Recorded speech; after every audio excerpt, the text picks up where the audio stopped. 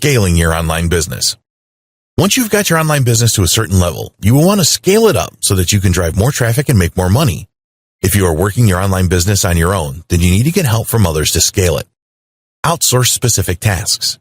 Once your online business is generating revenue on a regular basis, you can pay others to perform specific tasks for you. Your focus needs to be on marketing, so you can outsource the following: written content creation, video content creation, making regular posts to your website, making regular posts to your social media profiles, optimization of your web pages for SEO, the provision of quality backlinks for SEO, copywriting for your product offer pages and sales videos. Finding good outsources is not always easy, but it is essential to grow your online business. You need the right team to support you as you scale up. There's only so much that you can do on your own, even if you're working on your online business full-time. Analyze and grow. You need to know what is working and what isn't with your online business. Install Google Analytics on your site to see where your visitors are coming from.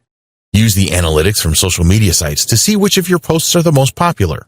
With your paid advertising, find out what ads perform the best.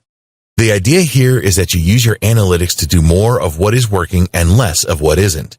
If you are not measuring how well your promotional activities are working, then you will never scale your online business successfully. Ramp up your content marketing.